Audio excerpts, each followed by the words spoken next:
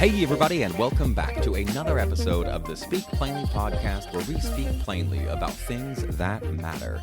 I'm your host, Owl Medicine, and in today's podcast, I have a special treat for you.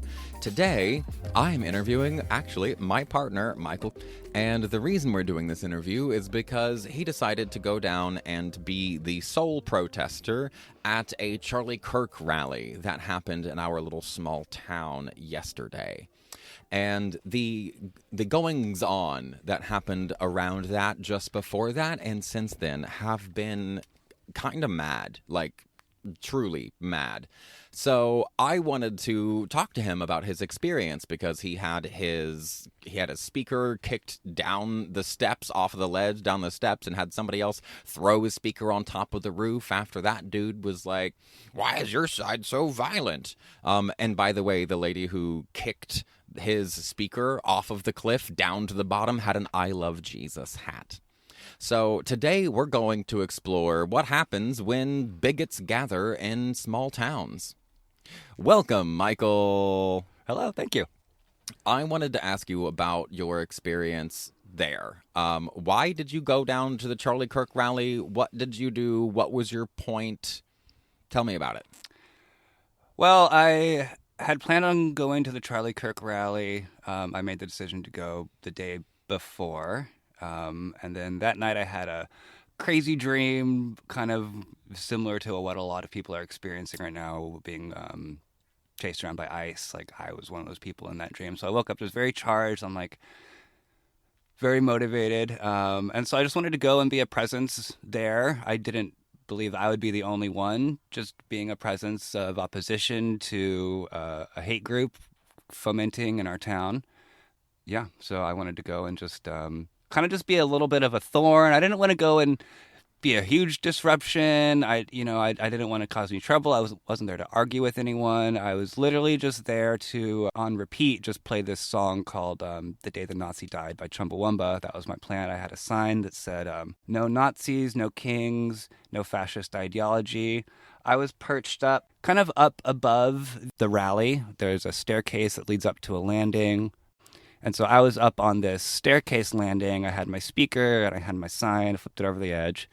Right when I got there, a couple people yelling down from the rally were like, "We're not Nazis." And I was like, "That's good." And, we're here for free speech. And it's like, "Yeah, me too." And, I would walk by someone and be like, "Hello, fellow American." And, people would come to be like, "What are you doing?" I'm like, "Oh, I'm just here, exercising my free right like you guys are. It's what's so great about America, right? Is that we can all just safely gather. And, we don't want to lose that, right? We really don't want to lose this unique, lovely thing about America. Just all the talking points that, we all try to adhere to as the good things about America, that you can gather, that you can talk." Yeah, so that's like the setup. Okay. I mean, that's pretty cool. And I feel like it's good that someone like you went, because you are a pretty reserved person. You're not a pot stirrer like I am. Usually when I go to a protest, it's like the tipping point's already happened. Like, right. I'm there with the majority, So this was like my first time being the only person protesting something. It's different, isn't it? It was very interesting, and it felt even more important that I was there when I realized that no one else was like just being a presence or even anything. So when I first got to the rally, I went down around just to make sure that it is what I thought it was, that it was a turning point rally. I saw some people with signs standing right by the street, and I got really excited. I was like, "Oh, good, someone is protesting." And nope, it was not. So I was like, okay. So I went up back to my car, grabbed my sign, hung it over the edge, and started playing my music. Okay, well, let's play them the music that you chose. So there's this, like I said, there's a song called "The Day They Died," or "The Day the Nazi Died." It's kind of, it was originally called "Nazi," by Chumbawamba, and so we'll play it for you now. This version is by Sarah Hester Ross, who's a great singer, and I found her on Instagram. We're told that after the war, the Nazis vanished without a trace. But battalions of fascists still dream of a master race. The history books, they tell us of their defeat at 45, and they all came out of the woodworks on the day the Nazi died. This world is riddled with maggots. The maggots are getting fat. They're making a tasty meal of all the pastors and bureaucrats. They're taking over our churches and they're filled with fat and pride. And they all came out of the woodworks on the day the Nazi died.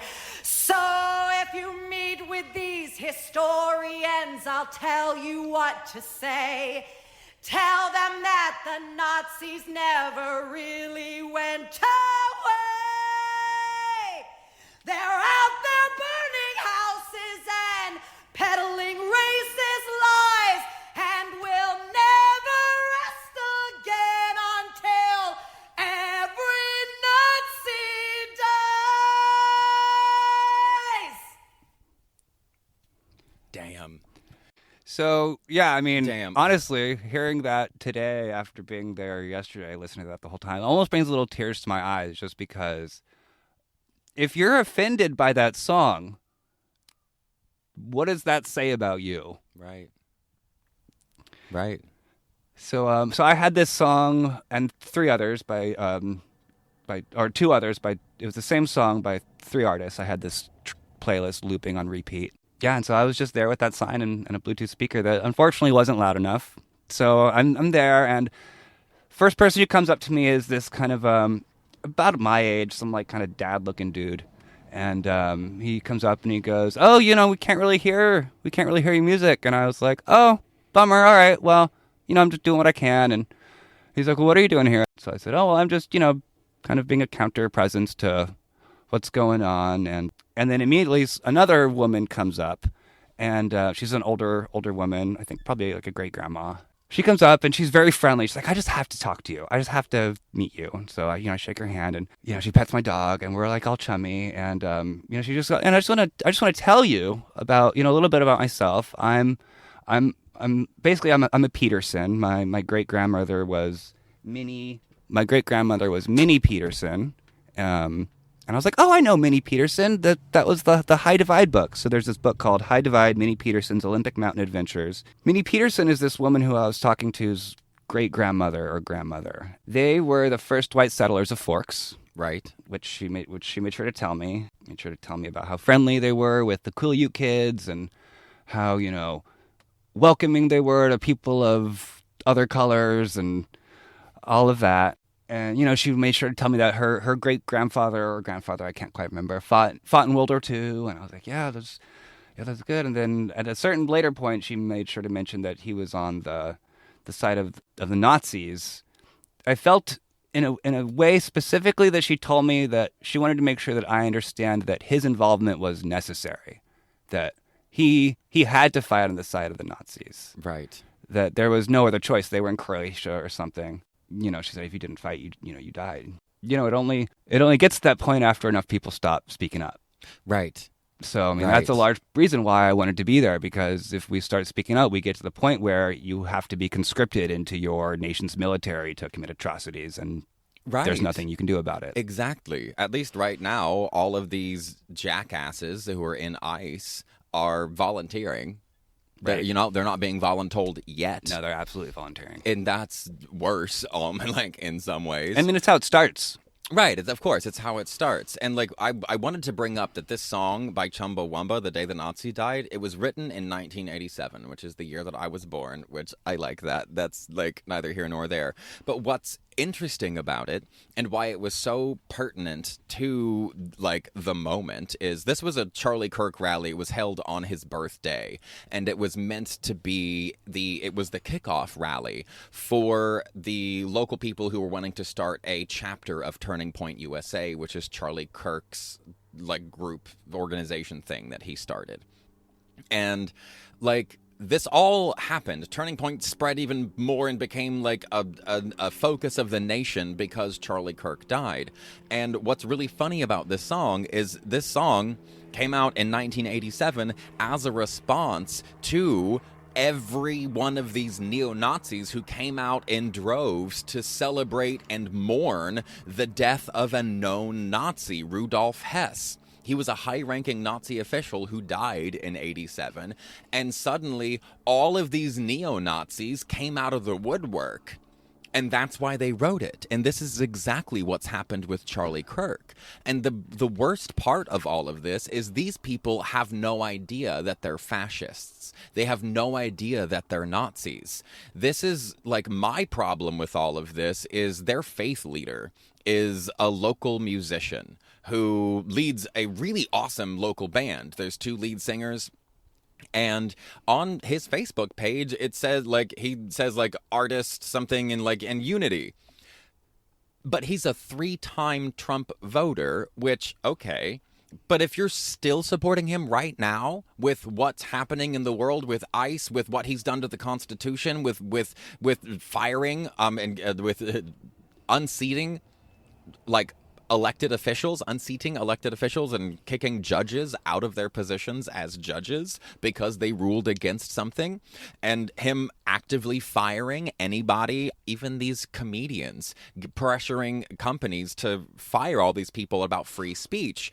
This guy pretends that he's about free speech while supporting a president who is obviously culling any speech that doesn't align with him. Yep. And this is my issue because, the number of messages I've got, and comments I've gotten in the last couple of days about you should keep politics out of music, because I made a post about this. When I realized that he was leading, he volunteered to be the faith leader of this Turning Point USA chapter that's starting in our little small hometown. Yep. I was like, absolutely not.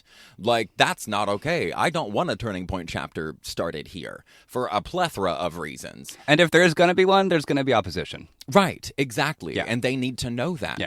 And I think the fact that you were the sole, protester there shows that people are afraid. I've gotten so many messages thanking me for calling him out, that people didn't know that he was MAGA, that they didn't know he supported ICE, and they're not going to his shows anymore.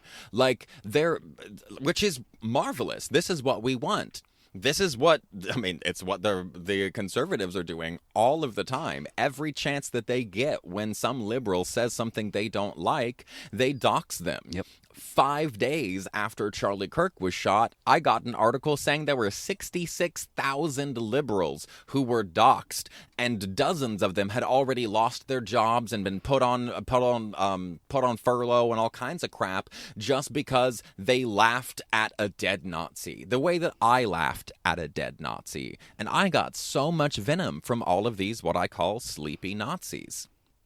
It's really dangerous. It's so dangerous. And this is, you've heard me talk on here before about the First Settlers Principle when I talk about American Nations by Colin Woodard and how he, maps out what the different unique cultures of America, North America, are from east to west as it spread over time. And if the first, the principle, the First Settlers Principle is basically that the first people who settle an area with agriculture become the dominant culture. Even when they are no longer the dominant demographic, their culture remains the dominant culture. In this case, a Nazi settled Forks. Like a literal Nazi. That's what I'm inferring. That's what we're putting together from her own her story. Her great-grandfather or grandfather fought on the side of the Nazis in World War II and then settled Forks afterwards. That's wild, bro. Yeah. That's wild, bro. Yeah. Because, we know that the Nazis didn't just disappear. We gave them new jobs in new places. I've got a whole podcast I'm planning on doing about how all of the Nazis went from Germany and got shipped to elsewhere and what they continued to work on after. Argentina and NASA. Those are the 2 biggest ones. Absolutely. And we know this. These are facts. Yep. And this is the problem that I have with conservatives. And I've talked on here before that conservatives, if you we have a ton of data to show they're more homogeneous in their beliefs. That's why they're way better at organizing. They're way better at organizing because they all believe the same way. Yeah. And they all believe the same way because they're just believing what they were told as children. Mm-hmm. That's it. They believe conservative American values through and through, the way that I did. I believed in American conservative values through and through, all the way up till I was 19 and still believed I could pray the gay away, and broke up with my first boyfriend because I wanted to give praying the gay away another try, even though I'd already done fasting and praying, and then a 7-day fast while praying, hoping and believing. I really truly believed that I would be the person to lead the charge for the entire nation, that being gay is a choice and praying the gay away is a possibility. Yeah. But it's not. No. Which is why we have all of this evidence all over the news all the time about it's these homophobes who are, like, secretly gay. Well, it's why the Republican National Convention crashes Grindr wherever they go. Everywhere they go. Yeah. Everywhere they go. And that's why they believe that there is a choice, because they're making a choice. Exactly. Because they have the natural instinct to want to get railed in the butt, but they just choose not to. And so they just don't. And so they believe that it is a choice because they're making a choice. Right. And it's like, yeah, lying is a choice. That's what it boils down to. Lying is a choice. Yeah. So, wow, what a mess. Like, what a freaking mess. I have no interest in having Turning Point USA here. And I'm like, thank you for going there and being that presence. Yeah. Genuinely, from the bottom of my heart. Yeah. I was shocked. I was genuinely shocked when I walked in and, like, saw your sign and was like, who dis? Because I've never seen you, like you said, critical mass. By the time you get involved, it's like, it's critical mass. Mm-hmm. But it hits different, don't it? Yeah. Like when you're sitting there alone and surrounded. Okay, so tell me about. So I'll keep going. Yeah, tell me about the Jesus lady or. Well, whatever. I'll get to that, but so I'm talking with one of the Petersons. Okay. One of the descendants of the people who founded Forks, however you want to frame that. Right. Before we finish talking, I think, we say something like it's important for us to be able to be in public spaces and have free speech. The guy who came up immediately to where I was, he goes, well, then why is your side so violent?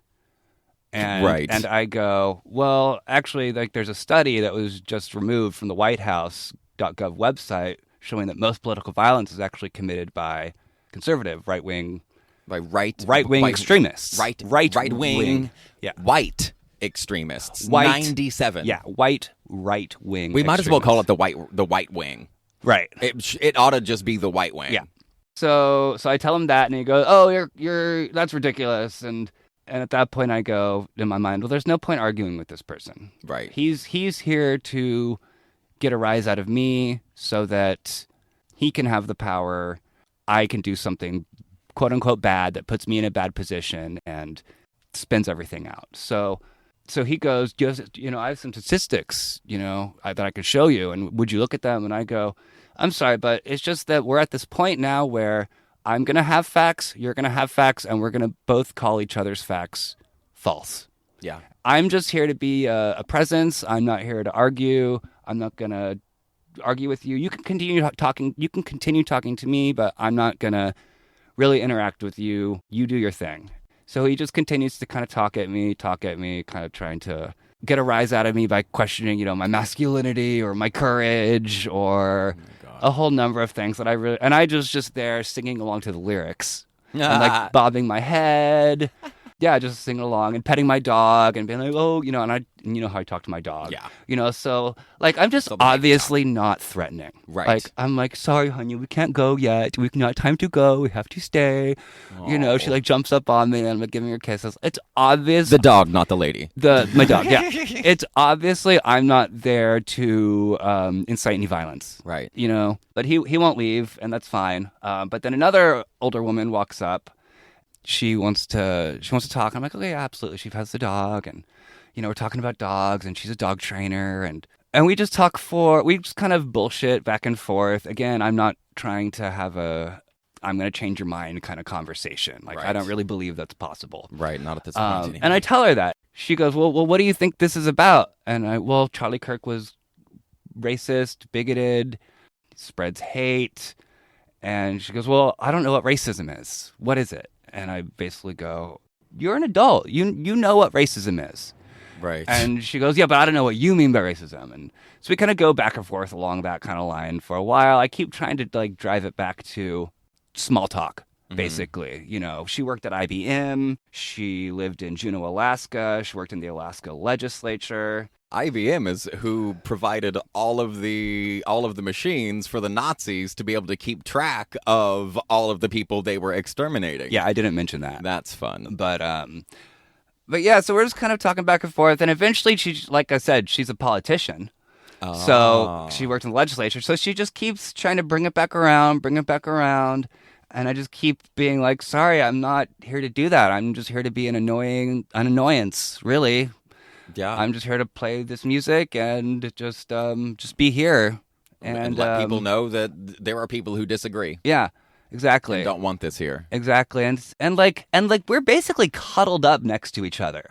Like we're shoulder to shoulder, like touching each other, like with our hands, like here and there, being like, oh, that's silly, you know, like really kind of friendly. Yeah. Like it felt good. It was like it's kind of tongue in cheek, me being here, being like, you know, this is about free speech, and I just want everyone to have free speech. Like that was my like protection of being there. Of course. And so for a moment, it felt cool to actually feel true.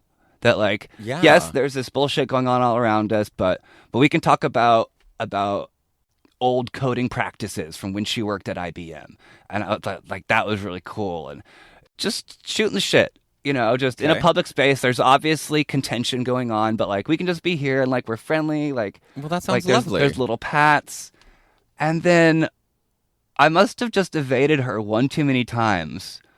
Where I can't quite remember. Maybe I got snarky a little bit. I can't quite remember. I know at one point I was like, she was like, I just don't know. Like what's white supremacy or what's racism? And I was like, are you dumb? Like, yeah, right. Like I might have said something like that. Right.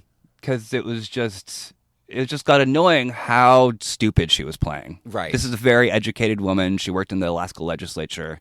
Right. She's an educated woman. She knows right. what racism means. Right. And it's that kind of denial, that playing dumb, which is the hallmark of Turning Point USA, and what has destroyed America debate. What has destroyed debate? In America, which in turn, yeah, exactly. So I say something, I evade her in some way, and all of a sudden she starts to like kick at me and kick at my feet, which is where I have my speaker. My speaker is down by my feet that I'm playing the loop of the song that we played for you earlier. Wait, so she went from like sitting next to you, like talking and laughing cuddling, and patting and cuddling all like, next to me, physical touch, like full on. Oh yeah, here let's just be super cozy. To kicking my foot out of the way to kick my speaker off the ledge. Yeah, and then she books it. Of course. The guy who again was standing there earlier was still standing there, and he gets this childlike look on his face and goes, "Oh, she got you." I stay there because I all of a sudden feel very exposed, very surrounded. And so I'm calm. I keep collected. I know I have my speaker down there, but I also have my sign up here, and I'm not going to lose both. Right. So I stay, and I'm like, I just give him a look like, you guys are some sneaky little bitches. That's American conservatism in a nutshell to me. And then he runs down the stairs and grabs my speaker and throws it on top of a roof. I miss seeing him do that because I muted it to hopefully maybe he won't find it. Right. Once he leaves, I give it a minute. I look around. I'm like, okay, it doesn't look like anyone's going to take my sign. And I go down and I'm looking for my speaker. And then some other friendly guy comes up and he goes, hey, did you like lose a cylinder thing from up there? And I'm like, yeah, and he's like, okay, yes, someone threw it on top of a roof. And he looks kind of ashamed. Because he is, again, probably one of those people who is kind of rose-colored glasses in terms of what these people are about. Right. And he was almost kind of like shocked. Like, and I just go, no, that's exactly what I would expect. And I wasn't angry or anything. I was just like, you know, it's nice to be proven right. Yeah. You know? Yeah. I really liked your comment there about the rose-colored like glasses. It's like that is where we're at. Like it's rose-colored racism. It's rose-colored sexism. It's rose-colored bigotry. Yeah. All of these people are just turning their eyes completely blind away from the things that they say that they don't like and then actively support. And what's hilarious in the Turning Point community is that they're all about critical thinking. Right. But it ends at their doorstep. Right. Yeah. Yeah. And the only free speech is their speech. And then there's that. Yeah. So, we were all up there talking about how great free speech is. And then the second that I dropped my guard, she impeded my free speech. Yeah. Technically assaulted me. Technically assaulted you. And then the other guy, stole from me. Destroyed your property. Yeah. Kicked your property and then stole it and threw it on top of the roof. Yeah. So these people care about law and order until it suits them. Right. Yeah. Right. Well, they care about law and order as a way to other those that they want to be ahead of. Right. Exactly. Yeah. Which they want to win over. Right. Yeah. That's disgusting. It is. I do have to say, I have received 2 messages from the organizers, where they have apologized. The Jeremy guy, that is the lead or one of the lead singers of Super Nostalgic, one of the local bands here. He, that mega MAGA guy. He messaged or commented back when I made a video post about this, saying that this happened. This is how you guys act on day one. On day one, you're supposed to be about tolerance and debate, and this is how you act on day one. And he said he apologized, and they're working on getting the speaker back, which is great.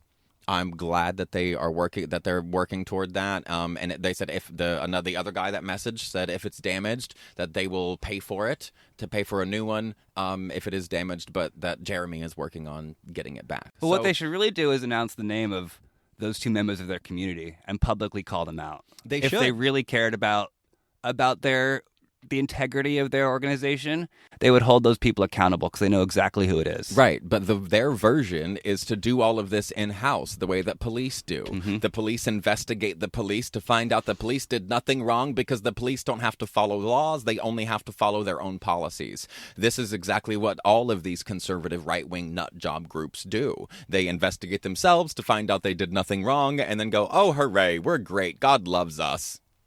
I don't know if we mentioned or not that the lady who kicked your speaker down, tell me about her hat. Oh, yeah. Okay. So she was wearing a white hat with a red bill with red lettering that said, I love Jesus. I love Jesus. We love Jesus. Some of y'all motherfuckers need Satan. I'm just saying. Or actually Jesus. Or actually Jesus. Either one's fine. Yeah. Either one is genuinely fine. Whatever this weird commercialized version of Jesus is in America is not it. Oh my God. Yeah. It is so not it.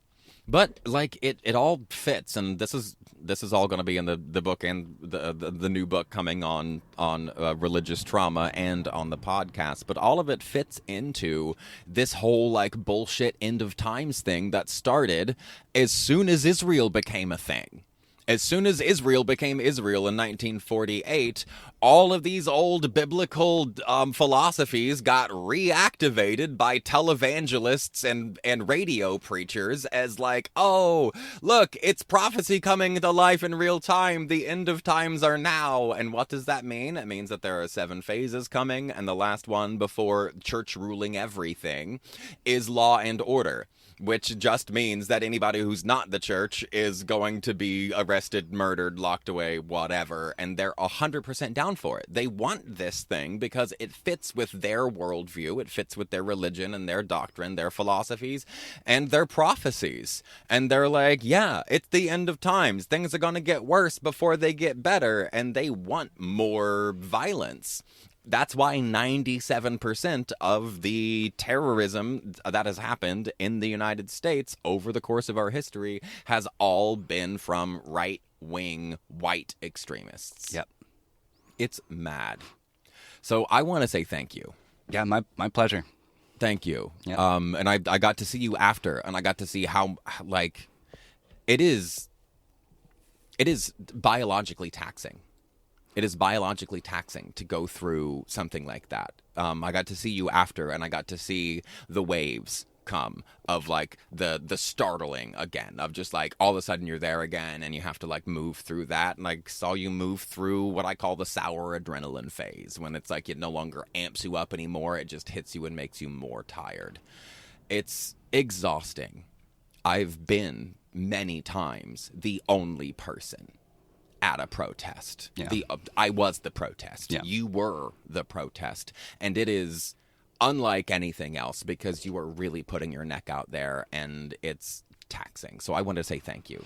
My thank pleasure. you for being there. Yeah. I wish I could have, but I don't think I would have handled it as well as you did. So good on you. Yeah, there's different ways of protest and different ways of interacting with people. And yeah, I was my goal again was very intentional to not really engage politically. Right. Absolutely Okay. engage conversationally. Yeah. Small talk, town, what we like hobby, just like dogs. Like, Right. it was like keep it light. We're not going to solve the issue here. Me changing your mind is not going to change things. Like, these are bigger issues, is how I feel. So I wasn't there trying to change people's minds. I was just there to be a presence. Okay, so it sounds like you were trying to be like an to voice opposition without burning any bridges. Yeah, I was just there to be an annoyance, just a very obvious, non-threatening presence. Good. Yeah. Cool. I mean, that makes sense. That's definitely a way. But very clearly opposed to what was going on. Right. You know? Yeah. The no Nazis, no kings, no fascist ideologies. Yeah. Made that clear, I'm pretty sure. I almost wanted to do no fascist idolatry. Because like they're worshiping this Charlie Kirk guy, like but religious freedom. So I don't care about idolatry. Like you can worship whatever you want. So that's why I landed on ideology. Yeah. Yeah. It is fun to call them out on their hypocrisies, but it only goes so far. It really does. Wow. That's the hypocrisy is what pisses me off. It's the hypocrisy of pretending to be kind, pretending to care, pretending to be friendly with a person just to wait until they piss you off and then take it out on them in a way that you can get away with because you're a little old white lady who then as soon as you did it ran away. Which I heard that she actually went to Jeremy and told him what happened immediately. See, I was looking for her. She must have taken off her hat or something because I was scanning that crowd for that woman. I bet. Yeah, I thought she just booked it out of there. So I think it's hilarious that she owned up to it. And I want to know who that woman is. And I want to know who that guy is. Yeah, that's pathetic. It's pathetic behavior. It is. It's just hypocritical.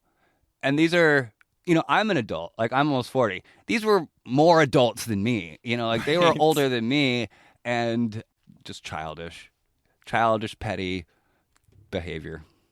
And this is what we expect from Turning Point USA. This is why we don't want Turning Point USA in our town. I actually expect a little more violence from Turning Point, which is why when this happened, when it culminated, and I realized I wasn't getting my speaker back, and I went and grabbed my sign, instead of heading back the way I came, which is up the staircase, I decided to take the long way around because above me, on the landing directly above me, were three Proud Boy looking guys. Mm-hmm. You can look up Proud Boys if you don't know what they were, but they're a white supremacist group. And they were just standing up there staring at me. I think they kind of expected me to leave in their direction. Mm-hmm. And so yeah, once that happened, it's not that I didn't feel safe, but I recognized the potential for injury, for harm, for the situation to go bad. Took a different route. When I was there with my speaker, I hadn't been attacked. I felt like, okay, like we're all being adults and we're all being Americans here. Right. Wow. And once that happened, I was like, okay, well, this is no longer like I am the only one here. I have obviously just been like shown to be weak, like, right. So my animal instincts kicked in and I was like, all right, well, we're going to slowly get out of here. I made sure to start recording.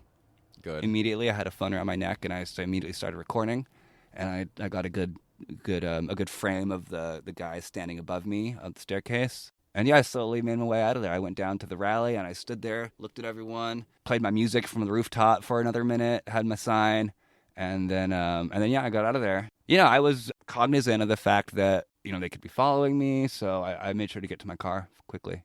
And I've never felt that way in Port Angeles before. Yeah, and these are the Christians. And these are the Christians. But that's what you'd expect from KKK Christians. Right, which is kind of like most of what's left.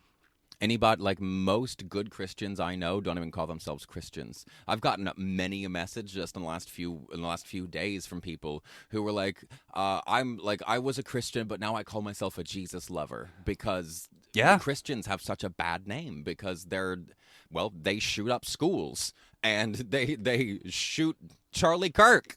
Yeah, their ideology facilitates a lot of violence. Yeah, it does. And to have a person like Trump on the Oval Office, saying that and planting evidence, having all of this trans stuff written on the supposed bullets. Well, then an article just came out 2 days ago saying that those bullets don't match the gun that shot it. They were literally just planted. And, but it doesn't matter to them. But like I said to the guy, we're at this point now where I'm going to have facts, you're going to have facts, and we're both going to call each other's facts false. So they've heard a narrative that works for them, that the shooter was in a trans relationship, and so that checks all their boxes, and they move on. They're like, that makes sense. And everyone else who's not on their side goes, oh, it was that Groyper, same guy, same hyper-conservative guy, except our narrative is that Charlie Kirk was killed because he wasn't conservative enough. That's what I told the guy. Charlie Kirk was killed because he wasn't conservative enough. Yeah.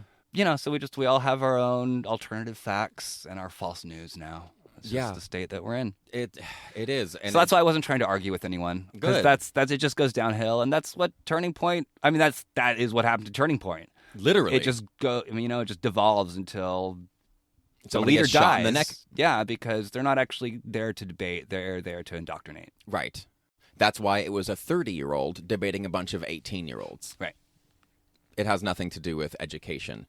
If it did have anything to do with education, they would become liberals because we have that science of how homogeneous those conservative right-wing values are. And then when a person who maintains those conservative right-wing values, like I did, moves away from our conservative small towns and are forced into places with diversity of thought, diversity of race, diversity of culture, diversity of skin, these are the exposure to these things make us more liberal because it turns out that the only neurological difference between the primary, not the only, the biggest difference between neurologically in a brain between a self-selected conservative and a self-selected liberal across cultures, regardless of political affiliation, and I'm adding all of these little commas because all of these were actually variables that were accounted for. They all have the conservatives have an immediate judgment on disgust. That's the difference, is when a conservative feels disgust, the thing to know about this is that disgust, there's an area of the brain that handles disgust, and it doesn't differentiate between if you see someone doing something that you think is morally reprehensible or if you were to eat a handful of poo. It doesn't differentiate. The same part of the brain mixes up, or stirs up. So the brain mixes up those signals and goes, something that I view to be morally reprehensible just because it's not my culture and I've never been exposed to it, stimulates the same visceral response that eating literal shit does. And if you're conservative and you haven't had nearly as much exposure, you don't need to second guess that response. And everyone around you has the same response, which tells you that it's right. And so this is why I don't want bigots gathering. I don't want TPUSA gathering because it's more conservative people who are undereducated, underexposed, re-emphasizing the same lies that conservative America raised them with, and it makes them feel more right. When we have randomized controlled trials, we have meta-analyses, we have retrospective reviews, we have all kinds of data that show that if you are exposed to more education and more types of people, you across the board become more liberal, and this is validated even further by the fact that liberals have a much wider, I guess, perspectives on things, or not perspective is the wrong word. They're wider in what they believe, as far as the right is very homogeneous. They all believe the same thing. And the left they don't believe the same thing as the right, but they also don't believe the same thing as each other. Which is why we can't organize. The left isn't organized because everybody's like, oh, actually, you know what? Well, I learned that that's wrong, but I don't know exactly what is right. And that's where the liberals are at, is we know that, like, fascism is wrong, but we can't all agree on what is right, because there is no right or wrong way. You just have to try a thing and hopefully don't let power centralize, because that's what ruins everything. But this is why I don't want Turning Point here. They re-emphasize the same racist ideologies, and they foment racism. They foment racism over and over and over again. It's really disgusting. Racism and just bigotry in general. Like trans bigotry, homophobia. Right. Like they are... Every social issue possible, their view is the single most disgusting. Mm-hmm. I don't think that they should be allowed to vote on social issues. If you want to vote on fiscal issues or how to run this or whatever, fine. But social issues, you don't get a vote because you're a fucking racist. For the same reason that the plumber doesn't get to do a hysterectomy. Just because they're called tubes don't mean they're the same. I don't think that that's okay, that we should have people that are consistently siding with racism, sexism, misogyny, like homophobia, transphobia. We shouldn't be allowing these people to make decisions about the people's lives that they hate. Yeah. That's insane to me. And yeah, well, I could rant on about this forever, and I won't, because the podcast is a little bit over time. Thank you so much. Yeah, this has been really good. Is there anything else that you want to add? What's your takeaway from all of this? Like, how are you going to interact with this moving forward? Do you know? Because I know this just happened yesterday. I'm planning to be, if they have another public rally, I will be there with a louder speaker. Good. And I will do the same thing I did, but I won't have the naivete of thinking that these people being friendly for me is for any other reason than to try to attack me. Right. That is unfortunately a lesson I learned growing up in church. Yeah, and so that's what I just learned. Like that's just my new experience with these people, is they will be nice to you, but it's just to get close enough to attack you. Yeah. I'm sorry that you experienced that. I'm not. But I'm not. I'm glad that you have the lesson. Yeah. I'm really glad that you have the lesson, because people don't believe it until you experience it. They see these little old nice ladies with their I Love Jesus hat sitting next to you being all cuddled up, and then they don't see that one little moment of the aggression. Well, and that's what's fun about looking into people who study history and how vocal they are about the role that white women play in maintaining in maintaining the power structure. Like, they're the nice veneer. They are. They are what sidle up to you all sweet and nice and stick the knife in your side. Right. That's why every Fox News, every news anchor, Fox News is just the worst at having them all look exactly the same and be the same blonde and the same face, and they're all those are some of my favorite news clips, is having all of it's usually female anchors, but it's all of the anchors saying the exact same thing word for word for word for word, but they give you the pretty white women right up front. And it's... So yeah, I feel a little bit less safe in my town. I feel a little bit more exposed. Yeah, that's just what it is. Have you ever felt like targeted and unsafe No. previously? No. Never? No. Wow. Like I said, when I show up to the protest, it's critical mass. Right. You know, I'm used to being in the majority of people who are like, this is fucking bullshit. Not the one person being like, this is fucking bullshit.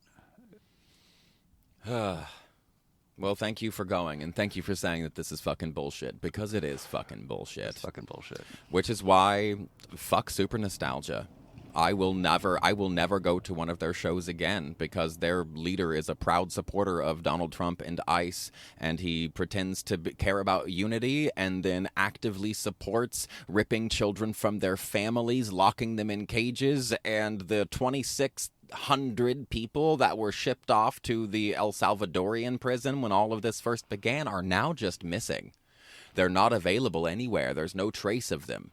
They're just gone. And that's the playbook. It's what that woman did. You're nice.